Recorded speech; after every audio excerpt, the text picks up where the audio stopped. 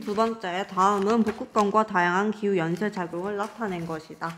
자, 가는 지표면 온도 상승하면 해수면을 상승시킨다 라고 되어 있어요. 근데 지표면 온도 상승하고 북극권의 온난화가 되면 여기 보시면 빙하 면적이 감소해요. 빙하 면적이 감소하면서 실제로는 어떻게 될지를 한번 생각을 해보면 되는데 실제로는 당연히 해수면을 상승시켜요.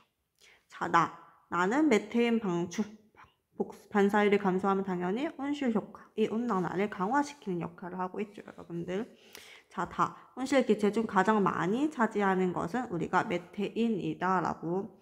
근데 실제로는 온실 기체 중 가장 많은 양을 차지하는 거는 보통 CO2. 이거는 사실 인위적인 요인일 때는 온실 기체 중 많이 차지하는 게 CO2라고 보통 얘기를 많이 합니다. 자, 22번. 그림 가는 위도에 따른 태양 복사 에너지 흡수량과 지구 복사 에너지의 방출량을 나는 대기와 해수의 북반구 위도의 별 열 수송량을 나타낸 것이다. 40도 부근에서는 태양 복사의 흡수량과 지구 복사의 방출량이 같다. 자, 1도 40도를 한번 쭉 그어보도록 할게요. 보면 두 개가 거의 겹치는 모습이 보입니까? 그렇기 때문에 요거는 맞겠죠? 자, 에너지 이동량이 가장 많은 이도는 적도이다. 자, 요거 여러분들 에너지 이동량을 가질 때는 서로의 둘 다의 같은 양을 가질 때가 그만큼 에너지 이동이 거기 부분에서 많이 일어난다는 것을 우리가 알 수 있어요. 그래서 여기 부분이 아니고 거의 30도, 정확하게는 38도 부분이에요. 솔직하게 말하면. 자, 디귿 북반구의 위도 60도보다 고위도에서는 열 수송량이 대기가 해수보다 많다. 자, 60도를 한번 그어보면 돼요. 60도에서는 실제로는 해수보다는 대기 부분에 있는 게 더 많은지 한번 생각해 보시면 돼요. 딱 봐도 대기가 훨씬 더 많죠. 그래서 이건 맞기 때문에 답은 3번입니다. 아까 필기체 방법을 바꿨더니 훨씬 더 좀 가벼워졌죠. 자, 그림 가와 나는 지구가 자전하지 않았을 때, 딱 봐도 나가 자전하지 않았을 때 이제 바로 적어줄 수 있고요. 가 같은 경우에는 자전을 하고 있다. 정향력에 의해서 이렇게 변한다. 가는 실제 대기 대순환과 모양이랑 거의 비슷하다. 자, 요거 선생님이 한번 얘기를 한번 한 적이 있어요. 실제 지구의 대기 대순환은 표면이 균질하지 않아서 패럴 모양이 훨씬 더 복잡하게 나타난다. 이건 하나의 가정된 모형이지 실제랑은 일치하지 않는다라고 얘기를 했었어요. 왜 그런 설명을 해줬냐면 실제로 일치하는 그림까지 봤었잖아요. 실제로 일치하지 않는다는 거. 그냥 하나의 가정된 모형이다 까지기 때문에 이거는 틀린 말입니다. 자, 가에서 30도 지역의 지상에서는 저압대가 한다. 이것도 30도 부근은 저압대가 아니고 항상 기억해 놓은 게 고압대가 하고 있어요. 자, 가에서는 30에서 60도 부근의 지상에서는 남서풍이 분다. 자, 실제로는 북반구의 경우에는 남서풍이 불고 있다는 거 기억을 해주시고요. 나의 북반구의 지상에서는 북반구 지상에서는 남풍이 분다. 자, 여기가 남쪽에서 불어오는지 북쪽에서 불어오는지 여기가 선생님이 그때가 표층이라고 했죠. 지상 또는 표층. 여기가 위에가 하늘이라고 생각해 주시면 남풍이 아니고 북풍이 불고 있어요. 자, 지구는 자전할 때의 대기 대순환 모양은 나가 아니고 가가 됩니다. 자, 계속 반복되는 문제 이제 또 직역도로 풀고 있습니다. 자, 저위도에서는 에너지 부족이, 자, 저위도 상사 기억해낸 에너지 과잉이, 고위도에서는 에너지 부족이 일어난다. 자, 고위도와 저위도 간의 에너지 수송은 대기와 해수의 순환을 통해서 일어난다. 선생님이 이거 에너지 수송 때문에 이게 일어나고 있습니다. 에너지 수송량은 태양 복사 에너지와 지구 복사 에너지가 같은 지점에서 가장 많다. 자, 여기 보시면 여기 같은 지점의 선생님이 항상 많다라고 얘기를 해줬어요. 거의 38도 부근. 자, 답은 4번이고요. 자, 그림은 한반도 지구 전체의 대기 중 이산화탄소 농도의 변화를 나타낸 것이다. 산림 번체는 이러한 경향을 일으킨 요인이 된다. 자, 이거는 인위적 요인이죠. 그래서 이거 맞습니다. 한반도는 지구 전체보다 지구온난화를 크게 받는다. 끝에 한번 그래프를 통해서 크게 받는다는 걸 알 수 있어요. 당연히 온도가 올라가기 때문에 빙하 면적은 감소하겠죠. 답은 5번입니다. 자, 이것도 대기가 있을 때 없을 때를 나타내는 거 딱 봐도 얘가 대기가 없을 때고요. 나는 대기가 있을 때예요. 그래서 지구 표면의 평균 온도는 자, 대기가 있을 때 평균 온도가 유지된다고 했죠. 유지되면서 일교차가 줄어든다고 했어요. 일교차가 줄어들어요. 자, 그래서 가보다 나일 때가 높다. 이것도 맞겠죠. 자, 대기는 지구 복사보다 태양 복사를 잘 흡수한다. 자, 대기는 실제로 파장이 짧은 가시광선보다 파장이 긴 적외선 용량을 잘 흡수하기 때문에 대기의 태양 복사보다는 실제로는 지구 복사를 더 잘 흡수해요. 그래서 요거는 틀렸습니다. 이것도 기억해 주세요. 자, 가와 나 모두 태양 복사 에너지의 흡수량과 지구 에너지 방출량이 같다. 실제로는 이거 기억해 줘요. 많은 학생들이 선생님, 대기가 있어도 달라지는 거 아니에요? 라고 많이 생각을 하는데 실제로 모든 태양 복사 에너지의 흡수량과 지구 복사 에너지의 방출량이 같다는 것도 기억해 주시고요. 또 여기에 선생님이 생각나는 여러분들의 오브 개념.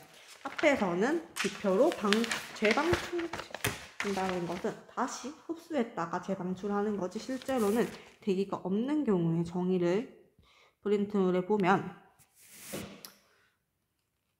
온실 효과가 없기 때문에 태양 복사 에너지가 지표에 흡수되겠죠. 흡수되었다가 중요한 포인트는 아까 그냥 방출한다고 적혀있는데 우주 공간으로 재방출된다는 걸 우리가 기억하셔야 돼요. 이것도 기억해 주셔야 됩니다.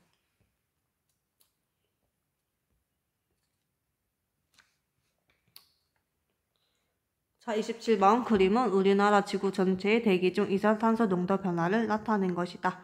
대기 중 이산화탄소 농도는 우리나라가 지구 평균보다 낮다.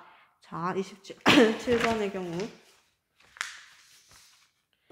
보시면 대기 중 이산화탄소 농도는 우리나라의 지구 평균보다 낮다. 자, 그러면 실제로 딱 봐도 우리나라가 지구의 평균보다 당연히 높게 나타나고 있어요. 자, 우리나라 이산화탄소 농도는 여름철보다 겨울철이 높다. 왜? 겨울철에 추우니까 난방을 떼기 때문이에요. 지금 겨울철 계절에 따라 이산화탄소 변동폭은 우리나라가 지구 평균보다 낮다. 자, 당연히 우리 평균보다 높게 나타납니다. 답은 2번이 나타납니다. 자, 1910년도부터 2000년대까지 우리나라의 평균 기온과 강수량 변화를 나타낸 것이다. 겨울철 기간이 점차 짧아진다. 이거 맞죠? 한류성 어적의 어획량이 증가한다. 자, 여러분들 점점점 수온이 높아짐에 따라 실제로는 한류성 어종 같은 경우에는 실제로 감소하고 있고 난류성 어종이 실제로 반대로 증가하고 있습니다. 자, 디귿 농작물의 재배 가능한 지역은 점차 북쪽으로 확대된다. 자, 28번은 디귿 실제로는 아열대 기후가 점점 변하기 때문에 원래 있던 농작물의 재배 가능 지역이 점차 북쪽으로 이동하고 있습니다. 답은 4번이 되겠죠. 29번 그림은 북태평양 아열대 순환과 대기 대순환에 의해 북반구의 지상에 부는 바람을 나타낸 것이다. 자, 가 같은 경우에는 무역풍, 나는 편서풍, 다는 극동풍이에요. 자, 가는 무역풍 맞고요. 다는 극동풍 맞습니다. 자, A는 무역풍에 의해, B는 편서풍에 의해 형성됩니다. 아열대 신선 주도의 원인은 위도별 에너지 불균형이다 라고 적혀있는데 자, 위도에 따른 에너지 불균형은 해수와 대기의 순환을 일으키는 원동력이 되기 때문에 이건 낚시하지 마시고요. 5번으로 챙겨가셔야 돼요. 자, 30번. 자, 그림은 어느 지역의 적도 부근의 태평양에 발생하는 기후 변화를 나타낸 것이다. 무역풍의 세기가 평상시보다 약하다. 자, 여기는 따뜻하고 습하고 얘는 건조해요. 여기는 엘니뇨 시기인 걸 바로 나오겠죠. 자, 무역풍의 세기는 평상시보다 약하고요. 관측해역이라는 건 여기는 동태평양을 의미해요. 평양은 표층이 평상시보다 높다. 엘니뇨는 약화되기 때문이죠. A 지역은 평상시보다 하강 기류가 우세하다. 원래는 공기가 따뜻해서 올라왔는데 오히려 하강 기류가 우세하죠. 답은 5번입니다. 자, 그림은 북반구에 일어나는 표층 순환을 나타낸 것이다. 자, 여길 보시면 우리나라가 보이는 거 보면 여기는 A는 북태평양 해류가 되겠고요. B는 캘리포니아 해류가 되겠죠.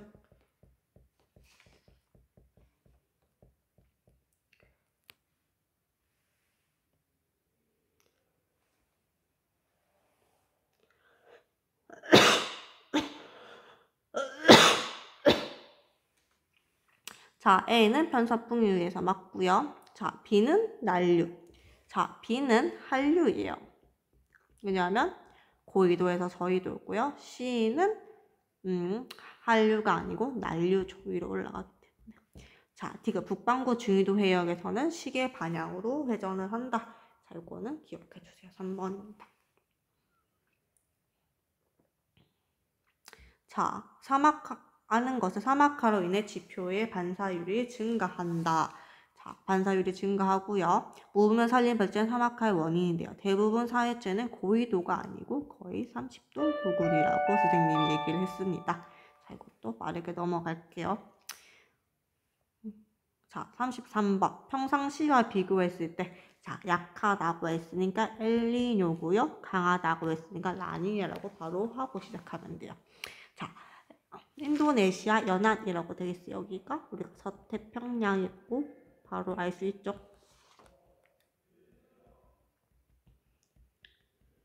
페루는 동태평양 연안이에요. 자, 가에서는 인도네시아 연안의 강수량이 적어져 가뭄이 발생한다라고 했어요. 자, 실제로는 가을 때는 실제로 강수량이 적어져 가뭄이 발생하고 있습니다. 자, 가에서 페루 연안의 표충수는 영양염부가 많아진다. 자, 용승이 많아지면 영양염류가 많아지는데, 자, 근데 엘니뇨 시기는 무역풍이 약화되기 때문에 용승도 마찬가지 약화됩니다. 그래서 영양염류가 많아질 수가 없게 되겠죠. 자, 밑에 것도 풀이할게요. 나의 페루 연안은 나는 라니냐 시기에는 더 물이 많이 이동하기 때문에 당연히 동태평양의 해수면이 낮아집니다. 자, 나의 인도네시아 연안은 서태평양 연안에서 대규모 홍수가 나요. 왜냐하면 너무 많이 이동했어요. 구름 같은 게. 나에서는 페루 연안은 따뜻한 해수층이 얇아진다. 자, 나의 페루 연안은 동태평양 연안 따뜻한 물이 많이 이동했기 때문에 얇아지는 거 맞죠? 우리 따뜻한 해수층을 다른 말로 하면 온난 수역이라고도 합니다. 자, 이제 34번은 전형적인 엘니뇨 라니냐 문제입니다. 자, 관측값 빼기 평량값이요. 엘니뇨 관측구역을 표시했다고 적혀 있습니다.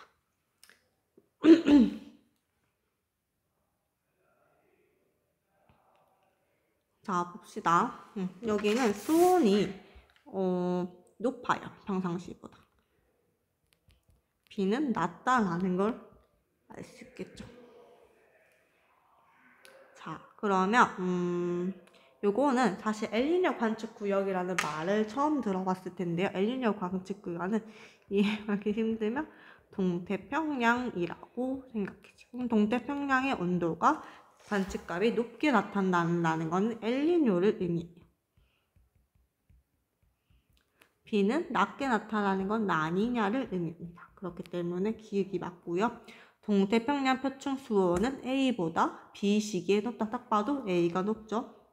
자, B 시기에 서태평양에 가뭄이 발생한다. 자, B는 라니냐이기 때문에 서태평양에서는 가뭄이 아니고 너무 많이 이동해서 홍수가 발생을 합니다. 자, 그림은 약 20년 동안 측정한 평균 해수면 높이 변화를 나타낸 것이다. 직접적인 원인을 고르는 거야, 35번은요. 35번 직접적인 요인은 당연히 지구온난화에 의해서 이렇게 올라가는 거겠죠. 자, 36번. 사막과 사막화 지역 분포는 표는 지표면 상태에 따른 태양 복사 에너지의 반사율을 나타낸 것이다. 자, 사막화가 확대되면 우리나라 황사 피해가 증가할 것이다. 요거는 예전에 한번 코로나 시대 얘기를 한번 꺼냈기 때문에 여러분 이해할 수 있을 거예요. 자, 강수량이 감소하고 가뭄이 지속되면 사막이 확장될 것이 되곤 당연한 말이죠. 과다한 방목으로 초원과 산림이 감소하면 지표면의 반사율이 증가할 것이다. 당연하게 산림이 감소하면 그만큼의 반짝반짝거릴 거니까 반사율이 증가하겠죠. 36번에 5번입니다. 자, 37번에 가와 나는 엘니뇨와 라니냐를 발생한 시기를 태평양 적도의 표충수온을 비교한 것이다. 동은 동태평양, 서는 서태평양을 의미하는 거겠죠. 자, 여기 보면 수온이 여기는 따뜻한 물이 옮겨가는 모습인데 얘는 거의 옮겨가는 느낌이 안 나는 걸로 보이십니까? 그래서 37번 같은 경우에는 가 시기에는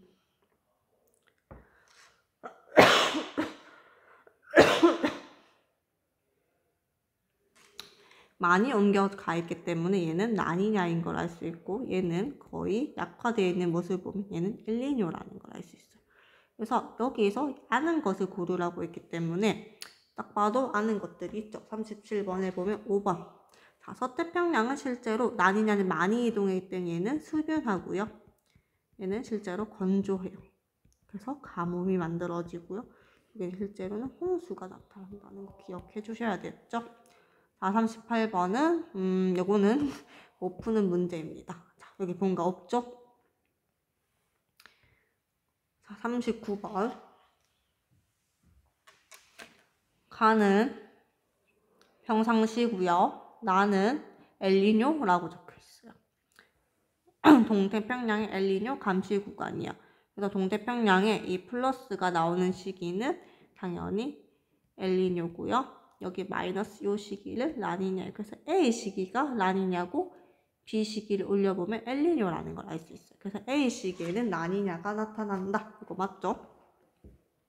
자, 서태평양의 강수량은 라니냐 시기가 훨씬 더 많이 내렸어요. 그래서 A 시기가 B 시기보다 많고요. 페루 연안은 선생님 동태평양 연안이라고 이해하면 편하다고 했죠. 자, 동태평양 연안은 용승은 A 시기가 B 시기보다 강하다. 자, 당연히 용승은 A 시기가 B 시기보다 강하기 때문에 5번입니다. 문제가 왜 이렇게 많은지 모르겠어요. 선생님 내줬지만 너무 과다하네요. 자, 40번.